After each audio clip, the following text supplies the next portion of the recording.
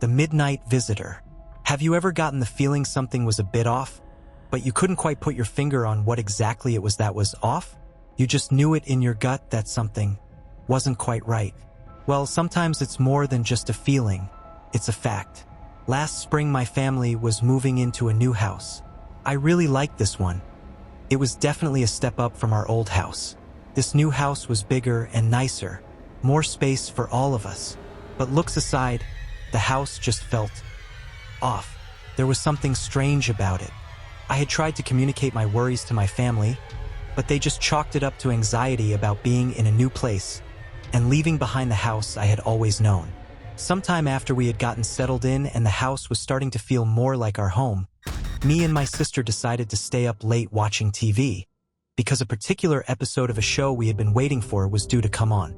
This was in 2007, so there was no such thing as streaming and we weren't lucky enough to have a DVR system. If you wanted to watch something, you'd better be there when it was airing or you'd miss it. First, I had barely noticed it. I was so engrossed into the show we were watching, the sounds slipped me by. But when an ad break came on, suddenly I became aware of what I heard. My sister heard it too, little chimes and knocks coming from behind us. But our couch was up against a wall that didn't border any other rooms in the house, so it's not like someone could have just been knocking on the wall in the room over, because there wasn't one.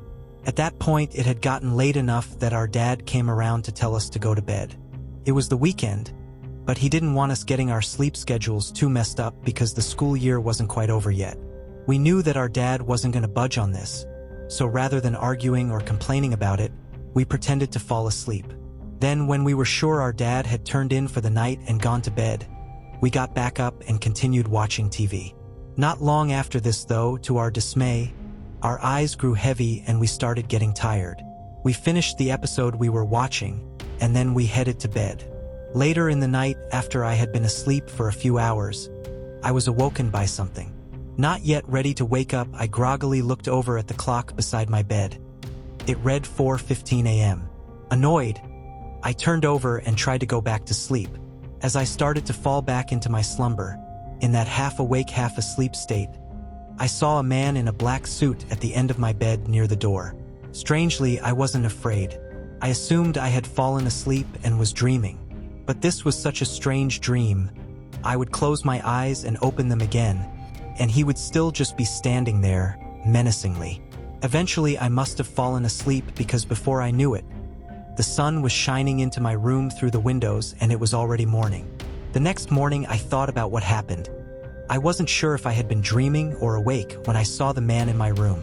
But I didn't tell anyone, because I didn't want to seem like I was still having problems adjusting to live in our new house. Telling my family I thought there was a strange man in my room at night would be embarrassing. I was only 8 years old when this happened, so no one would have taken me seriously anyways. Everyone knows children have nightmares and wild imaginations, especially when they are going through a major life change. Every night for some time this kept happening. I thought of it as a reoccurring nightmare. The man kept coming and staring at me. Every morning when I awoke, I was so tired. I always felt like I hadn't gotten any sleep, and the dark circles under my eyes showed it. Then one night, the man came as usual. But he spoke to me, and he said, "Go to sleep." So I did. The next morning, I still didn't think much of it. Later that day, I was in my room playing Breakout on my new iPod I had gotten recently. As I was mid-game, I heard banging sound coming from inside my closet. My closet was on the right side of my room, and the wall on that side didn't connect to any other rooms. I was too scared to check it though, so I left my room. I went straight to my living room couch and stayed on it for a while so I wasn't alone. My dad was sitting in the living room chair and turned the news on the TV. I noticed the news anchor was talking about a man in a black suit spotted around our area, and he had been seen mostly at night. Suddenly, I was hit with a disturbing realization and a sickening feeling in my gut. The man who had been spotted on the news was the man I had seen in my room every night. It wasn't a dream. Horrified, I had no idea what to do. I ran to my room, locked the door, and started crying. The realization that the man from my dreams was real left me paralyzed with fear. I couldn't shake the image of him standing at the foot of my bed, his presence more than just a figment of my imagination. Too afraid to accept this was true, and too afraid to tell anyone. I felt trapped and alone. That night, I couldn't sleep. I laid in my bed, staring at the ceiling, my heart pounding in my chest. Every creak of the house, every shadow in my room, caused me to jolt with fear, anticipating his arrival. When the clock struck for 15 a.m., I squeezed my eyes shut and prayed he wouldn't come. But he did. As clear as ever, the man in the black suit stood at the end of my bed. This time, I mustered the courage to ask, "Who are you? Why are you here?" To my surprise, he answered in a calm, almost sorrowful voice, "I was once where you are. This house, it's not just your home. It's a place where souls linger, bound by unfinished business." Trembling, I asked, "What do you want from me?" "I want you to help me," he said. "There's something hidden in this house that needs to be found. Only then can I be free." The next morning, I couldn't tell my family what had happened, but I knew what I had to do. Determined to put an end to this, I began to search every nook and cranny of the house, looking for the item that would release the spirit trapped within its walls. Days turned into weeks, and I finally found it. A dusty old journal hidden behind a loose brick in the basement. As I opened it, a wave of sadness and relief washed over me. The journal belonged to the man in the black suit, revealing his story of love, loss, and a promise unkept. That night, for the first time, I spoke to him without fear. I told him I had found the journal, and that his story would be remembered. A gentle smile crossed his face, and he whispered, "Thank you." As I slid the journal under my bed, a thought nagged at me. If this house was a place where souls linger, how many more were there? My mind raced with the possibilities, but I tried to remain calm. I turned off the light, crawled into bed, and as I drifted off to sleep, the familiar sound of chimes and knocks echoed from the walls. In the silence, I realized the man in the black suit wasn't alone. There were others, waiting their turn to tell their stories. As I lay there, paralyzed with a new kind of fear, a chilling whisper filled the room, "We're just getting started."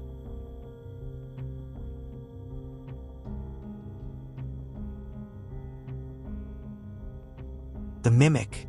In the 80s, I worked as a guard at a Soviet observatory. Officially, it was for astronomical research, but I doubted that. If it were true, there wouldn't have been so many guards like me patrolling the area. One dark winter night, my group and I were making our rounds. The snow was thick and made walking a chore, but we had no choice. Our team consisted of me, the rifleman, Igor, the radio operator, and Ivan, the team leader. Ivan, to put it bluntly, was an idiot. I still don't know how he got his rank, but he carried himself like he could wrestle a bear. As we trudged through the snow, a loud bang echoed from the east. I turned and saw a glowing light piercing the darkness. Startled, Ivan grabbed the radio from Igor. "Ivan to Base 1, this is Patrol 2. We've witnessed an explosion about a kilometer away. Do you copy? Over." No response. Ivan tried again. "Base 1, this is Patrol 2. Explosion confirmed. Do you copy? Over." Silence. "Is it broken?" Ivan asked, shoving the radio at Igor.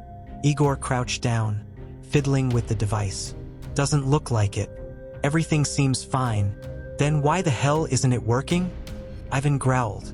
"I don't know. Maybe the frequencies are off." I suggested. "We've already checked that, dipstick," Ivan snapped. "What's the range on this thing, radio boy?" 5 kilometers. "There's no other station nearby," Igor said defensively. "Whatever," Ivan grumbled. Then he pointed toward the light. "We need to investigate. Could be an emergency." "Are you insane?" Igor protested. "What if we're under attack? You want us to hike through the snow for a morning stroll?" "Watch your mouth, radio boy," Ivan barked. "We're going, and that's final." Looking back, I wish I'd argued harder, but Ivan wasn't the type to listen. As we approached the light, we realized it came from a burning, crashed MiG-19 fighter jet. The cockpit was empty. Whoever had flown it was long gone. "I don't see anyone," I said. Ivan scowled. "What do you mean?" "Someone had to fly the damn thing. Check the area." "I'm telling you, there's no one here," Igor added. "Enough," Ivan shouted. Split up and search the area. Igor, see if the radio works again. Vova, start over there. Reluctantly, I walked away, scanning the forest. Snow crunched under my boots, and the cold gnawed at my face. After a while, I realized something chilling. I was lost. I stayed calm and followed my footsteps back, but they suddenly vanished, as if swept away by the wind. Confused and unnerved, I pressed on. That's when I saw it. Behind a tree stood a dark, towering figure, at least 3 meters tall. His head tilted as it watched me. "Who are you?" I shouted, my voice cracking. It didn't answer. It stepped into the moonlight, revealing its grotesque form. A hairless, naked humanoid with skin stitched together like a patchwork doll. Its milky gray eyes glistened lifelessly, and its long, dirty nails scraped against a nearby branch. "Who are you?" It repeated, perfectly mimicking my voice. I froze. The creature took another step forward, its movements stiff and unnatural. "Hello," said, using Igor's voice this time. My blood ran cold. I turned and ran as fast as I could, not daring to look back. My breath came in ragged gasps as I stumbled through the snow. Panic gave way to dread. What if Igor was already dead? What if this thing had done to him what it was trying to do to me? Finally, I fell to my knees, gasping for air. I dared to look over my shoulder. Nothing. For a brief moment, I felt relief, until I heard Ivan's voice in the distance. "Vova, get over here." For the first time, I was glad to hear that man's voice. I stood up, ready to run toward him, but then I froze. What if it wasn't Ivan? Squinting into the dark, I saw it again. A shadow lingering far off in the trees. It wasn't Ivan. It was the creature watching me. My heart pounded as I bolted again, my legs screaming in protest. The forest seemed endless, but then, through the trees, I spotted a faint light. Desperate, I sprinted toward it and found myself back at the crash site. My own footprints were there, leading away from the others. Collapsing to the ground, I laughed in relief. But when I looked around, Ivan and Igor were nowhere to be seen. My worry outweighed my relief. Where were they? Were they still alive? I returned to the base alone. My report was met with skepticism and scolding. No one believed me. Igor and Ivan never came back. I can only assume they encountered the same creature and weren't as lucky as I was. Even now, I still look over my shoulder, afraid it might return. I survived, but I pray no one else has to face that thing in the woods.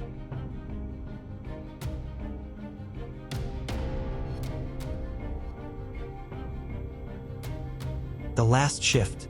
Emma had always been the type to finish her work, even if it meant staying late. It was nearing 11 p.m., and the office was eerily silent, save for the hum of the fluorescent lights. Everyone else had gone hours ago, leaving her alone on the 12th floor of the towering corporate building. The city lights outside twinkled, a stark contrast to the dim, almost suffocating stillness inside. As she typed away, the rhythmic clatter of her keyboard filled the empty space. She paused to stretch her neck and glanced at the clock. Just 30 more minutes, she muttered to herself, trying to shake off the unsettling feeling of being watched. The feeling had been growing ever since the janitor had locked up earlier, wishing her a good night. At first, she chalked it up to her imagination.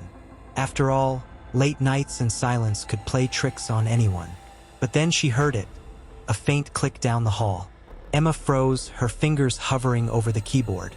The sound was subtle, like the soft click of a door latch. She knew everyone had gone home, and she distinctly remembered hearing the janitor lock the main doors. Probably just the building settling, she told herself, though her heart was pounding. She stood to investigate, armed only with her phone. The hallway was dimly lit, the motion-activated lights flickering on as she walked. The open-plan desks stretched out in rows, their computer screens dark and lifeless. "Hello," she called out, her voice cracking slightly. No response. She was about to turn back when she saw it, an office chair spinning slowly at one of the desks. She stared, frozen in place. There was no draft, no movement to explain it. The chair spun lazily, as if someone had just pushed it. "Okay, this is ridiculous," she whispered, more to convince herself than anything. She approached the desk cautiously, her shoes clicking against the polished floor. As she reached out to stop the chair, her phone buzzed violently in her hand. She yelped, nearly dropping it. A message flashed on the screen. "You shouldn't be here." Her stomach dropped. The number was unknown. She spun around, scanning the empty office. The silence pressed down on her like a heavy blanket. "Who's there?" she demanded, trying to sound braver than she felt. A loud thud came from the break room. Emma's pulse raced as she turned toward the sound. The glass door to the break room was ajar, and the light inside flickered weakly. She crept toward it, her hands trembling. The room was empty. At least that's what she thought until she saw the coffee pot. It was shattered on the floor, the dark liquid seeping into the tiles. Her phone buzzed again. Another message. "Behind you." Emma spun around, her scream catching in her throat. The hallway was empty. She stumbled back, clutching her phone. Her breath came in shallow gasps as she tried to process what was happening. The lights in the office flickered violently, plunging the space into intermittent darkness. In the flashes of light, she saw it, an outline of a figure at the far end of the hall. Tall, unmoving, and watching. Emma bolted. She didn't care about her bag, her laptop, or the unfinished work. She sprinted for the elevator, slamming the button repeatedly. The doors opened painfully slow, and she threw herself inside, hitting the ground floor button. As the elevator doors began to close, she saw the figure again. This time, it was closer, standing just outside the range of the flickering lights. Its head tilted unnaturally to the side, as if studying her. The doors shut, and the elevator descended. Emma pressed herself against the wall, clutching her phone. She kept her eyes on the door, praying it wouldn't stop before the lobby. When the elevator finally dinged, she burst out into the empty lobby and ran straight for the exit. The night air hit her like a wave, and she didn't stop running until she was several blocks away. The next morning, Emma called in sick. She tried to convince herself it had been stress, a lack of sleep, or her imagination running wild. But when she checked her phone, the messages were still there. And so was a final one sent at 3 a.m. "See you tonight,